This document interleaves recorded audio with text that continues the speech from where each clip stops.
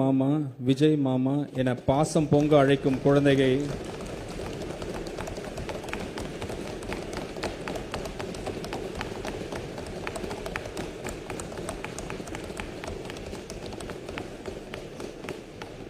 விஜய் மாமா, விஜய் மாமா என பாசம் அழைக்கும் குழந்தைகள் செல்வங்களை பற்றி நாள்தோறும் சிந்திப்பவர் நமது மாண்புமிகு முதலமைச்சர் அவர்கள். அக்குழந்தைகளை தினமும் வரும் அங்கன்வாடி மையங்களில் அவர்களுக்கான ஆரம்பகால பராமரிப்பு மற்றும் சேவையை நல்ல முறையில் வழங்கிடவும் வகையிலும் மையத்திற்கு வரும் குழந்தைகள் மகிழ்ச்சியுடன் ஆரோக்கியத்துடன் இருப்பதை உறுதி செய்திடவும் வகையிலும் பாதுகாப்பான குடிநீர், கழிவறைகள், மின்சார இணைப்பு உள்ளிட்ட அடிப்படை வசதிகளை உள்ளடக்கிய 500 அங்கன்வாடி மைய கட்டடங்கள் நடப்பாண்டில் கட்டப்படும்.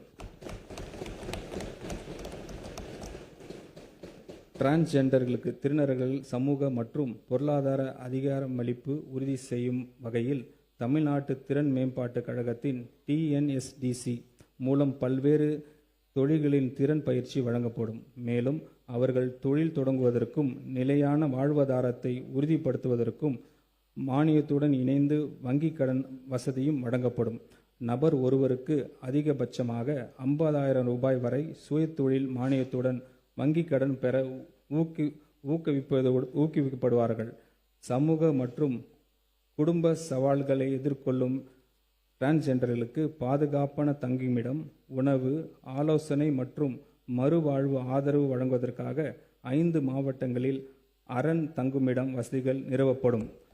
மேலும் கல்வி, வேலைவாய்ப்பு, மருத்துவ சிகிச்சை, தேர்வுகள் மற்றும் பயிற்சி நிகழ்ச்சிக்காக பிற நகர்களுக்கு பயணம் செய்யும் திருநகர்களின் தேவைகளை பூர்த்தி செய்யும் வகையில் 15 மாவட்டங்களில் குறுகிய கால தங்கியிடம் வசதிகள் ஏற்படுத்தப்படும்.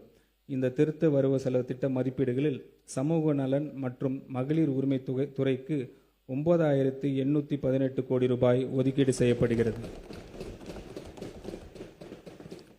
மருத்துவம் மற்றும் மக்கள் நல்வாழ்வு, தாய் மற்றும் குழந்தை நல பராமரிப்பு தமிழ்நாட்டின் பொது சுகாதார அமைப்பின் முக்கிய தூணாக விளங்குகிறது.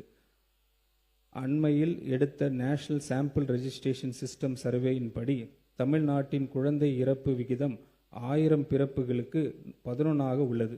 இது தேசிய அளவில் மிக குறைந்த விதங்களில் ஒன்றாகும். அரசு தொடர்ந்து பொது சுகாதாரத்துறையில் செயல்படுத்திய திட்டங்களால் மட்டுமே இது சாத்தியமானது. இதற்கு சான்றாக மாநிலத்தின் 99.9% பிரசவங்கள் மருத்துவமனைகளில் நடைபெறுகின்றன. இவற்றில் 53% மேற்பட்ட பிரசவங்கள் அரசு மருத்துவமனைகளில் நடைபெறுகின்றன.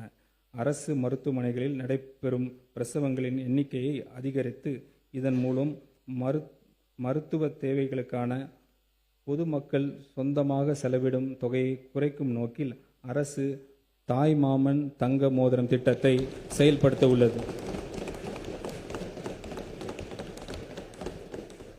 இத்திட்டத்தின் கீழ் அரசு மருத்துவமனைகளில் பிறக்கும் அனைத்து குழந்தைகளும் குழந்தையின் பிறப்பு கொண்டாடும் வகையிலும் தாயாக ஆலம் பிறகு அடையும் மகிழ்ச்சியும் முக்கியத்துவத்தை போற்றும் வகையில் தாய்மாமன் அன்பளிப்பாக 1 கிராம் தங்க மோதிரம் வழங்கப்படும். இத்திட்டத்தை நடைமுறைப்படுத்துவதற்காக திருத்த வரவு செலவு திட்ட மதிப்பீடுகளில் 560 கோடி ரூபாய் நிதி ஒதுக்கீடு செய்யப்படுகிறது. மூத்த குடிமக்களுக்காக தமிழ்நாடு முழுவதும் 1000 நடமாடும் முதியோர் சிகிச்சை மையங்கள் படிப்படியாக தொடங்கப்படும். ஒவ்வொரு நடமாடும் சிகிச்சை மையத்திலும் ஒரு மருத்துவர், ஒரு செவிலியர், ஒரு பிசியோதெரபிஸ்ட் பணியில் இருப்பர். தமிழ்நாடு முழுவதும் உள்ள ஒவ்வொரு கிராம ஊராட்சிக்கும் இவர்கள் நேரில் சென்று இலவச உடல் பரிசோதனை செய்வர்.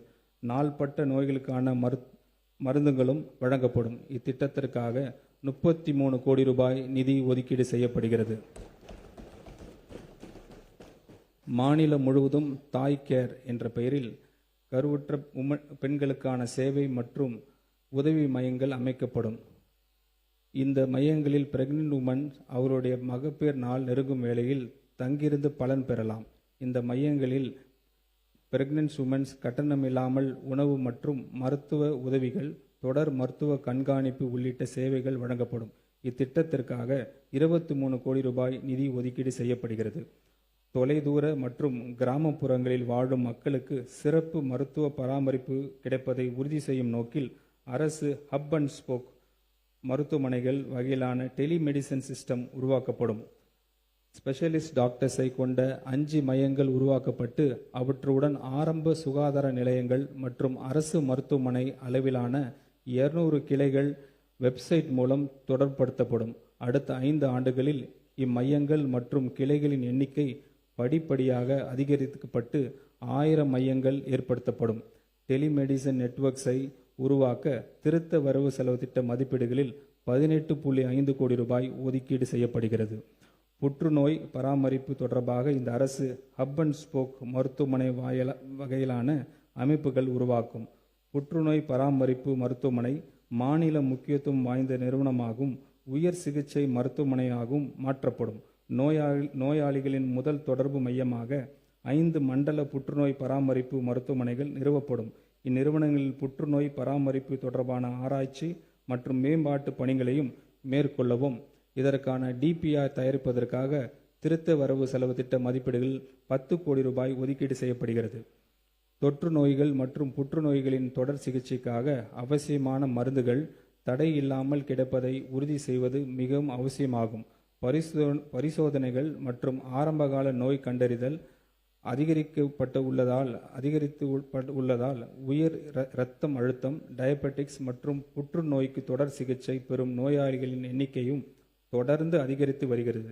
அதிகரித்து வரும் நோயாளிகளின் எண்ணிக்கை மற்றும் கூடுதல் மருந்து தேவை பூர்த்தி செய்யும் தடையற்ற மருந்து விநியோகத்தை உறுதி செய்யும் வகையில் மெடிசின்ஸ் நிதி ஒதுக்கீடு இந்த அரசு திருத்த வரவு செலவு திட்ட மதிப்பீடுகளில் 100 கோடி ரூபாய் உயர்த்துகிறது. இந்த திருத்த வரவு செலவு திட்ட மதிப்பீடுகளில் மருத்துவம் மற்றும் மக்கள் நல்வாழ்வுத்துறைக்கு 23,357 கோடி ரூபாய் ஒதுக்கீடு செய்யப்படுகிறது. கூட்டுறவு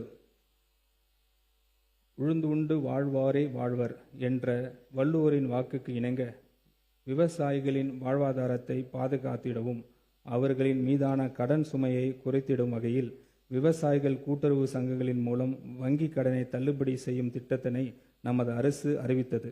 இத்திட்டத்தின் கீழ் கூட்டுறவு சங்கங்களின் மூலம் 75,000 ரூபாய் பயிர்க்கடன் பெற்ற விவசாயிகளுக்கு 100% முழுமையாக பயிர்க்கடன் தள்ளுபடி செய்து பிறகு இவ்விவசாயிகளுக்கு 35,000 ரூபாய் பயிர்க்கடன் தள்ளுபடி செய்தும் 14.43 லட்சம் விவசாயிகள் பயன்பெறும் வகையில் 5,932 கோடி ரூபாயிலான விவசாய கடன் தள்ளுபடி செய்ய மாண்புமிகு முதலமைச்சர் அவர்கள் உத்தரவிட்டுள்ளார்.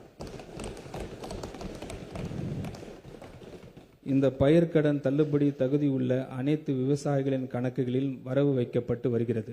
இது மட்டுமல்லாமல் எந்த நேரமும் விவசாயிகளின் உடன் இருக்கும் அரசாகவே நமது மாண்புமிகு முதலமைச்சரின் தலைமையிலான அரசு இருக்கும். இந்த திருத்த வரவு செலவு திட்ட மதிப்பீடுகளில் கூட்டுறவுத்துறைக்கு 8,028 கோடி ரூபாய் ஒதுக்கீடு செய்யப்படுகிறது. வேளாண்மை உழவு நலன் பருவநிலை மாற்றங்களால் இந்த ஆண்டு தென்மேற்கு பருவமழை இயல்பான அளவிற்கு பெய்யாததால் மேட்டூர் அணையின் போதிய அளவு நீர் இல்லாமல் இதனால் பாசனத்திற்காக வழக்கமாக திறக்கப்படும் ஜூன் 12 அன்று மேட்டூர் அணையை திறக்க இயலவில்லை. இந்த நிலையை கருத்தில் கொண்டு மாண்புமிகு தமிழ்நாடு முதலமைச்சர் அவர்கள் நெல் உற்பத்தி குறையாமல் இருப்பதை உறுதி செய்திட டெல்டா மற்றும் டெல்டா அல்லாத மாவட்டங்களில் நெல் சாகுபடியை ஊக்குவிக்கும் மொத்தம் 134 கோடி ரூபாய் நிதி ஒதுக்கீட்டில் குறுவை தொகுப்பு திட்டத்திற்கு ஒப்புதல். இதில் நெல் இயந்திர நடவ, நேரடி நெல் விதைப்பு, விதை உற்பத்தி மானியம், நெல் விதை, liquid bio fertilizers, distribution of micro nutrition fertilizer mixtures ஆகிய இனங்கள் செயல்படுத்தப்படுகின்றன. விவசாயிகளுக்கு வழங்கும் மின் மானியத்திற்கு இந்த திருத்த வரவு செலவு திட்ட மதிப்பீடுகளில் 7,432 கோடி ரூபாய் ஒதுக்கீடு செய்யப்படுகிறது. இத்திருத்த வரவு செலவு திட்ட மதிப்பீடுகளில் வேளாண் மற்றும் உழவர் நலத்துறைக்கு 14,984 கோடி ரூபாய் ஒதுக்கீடு செய்யப்படுகிறது. கால்நடை பராமரிப்பு, கிராமப்புற மேம்பாட்டு, ஊட்டச்சத்து பாதுகாப்பு மற்றும் பொருளாதார வளர்ச்சி ஆகியவற்றை ஊக்குவிக்கும் வேளாண் பொருளாதாரத்தின் ஒரு முக்கிய அங்கமாக கால்நடை பராமரிப்புத்துறை விளங்குகிறது. நடப்பு நிதியாண்டில் ஊரக பகுதிகளில் வாழும் நலிவடைந்த கைம்பெண்கள், ஆதரவற்ற பெண்கள், டிரான்ஸ்ஜெண்டர்ஸ் மற்றும் மற்ற மாற்றுத்திறனாளிகளுக்கு வெற்றி மகளிர் ஆடுகள் வளர்ப்பு திட்டத்தின் கீழ் 100% மானியத்தில் 5 வெள்ளாடுகள் அல்லது செம்மறி ஆடுகள் வழங்கப்படும். இதன் மூலம் சுமார் 30,000 தகுதியுள்ள நபர்கள் பயனடைவர். இதற்காக திருத்த வரவு செலவு திட்ட மதிப்பீடுகளில் 110 கோடி ரூபாய் ஒதுக்கீடு செய்யப்படுகிறது. கால்நடை மருத்துவமனைகளுக்கு தேவையான 41 கட்டடங்கள் 47 கோடி ரூபாய் மதிப்பீட்டில் உருவாக்கப்படும். கால்நடைகளின் மருத்துவ சிகிச்சை தேவையான பூர்த்தி செய்ய 25 கால்நடை மருத்துவமனைகள் கால்நடை பல்நோக்கு மருத்துவமனைகளாகவும் 210 வெட்டினரி டிஸ்பென்சரிஸ் வெட்டினரி ஹாஸ்பிட்டல்ஸ் ஆகவும் 40 கோடி ரூபாய் ஒதுக்கீட்டில் தரம் உயர்த்தப்படும்.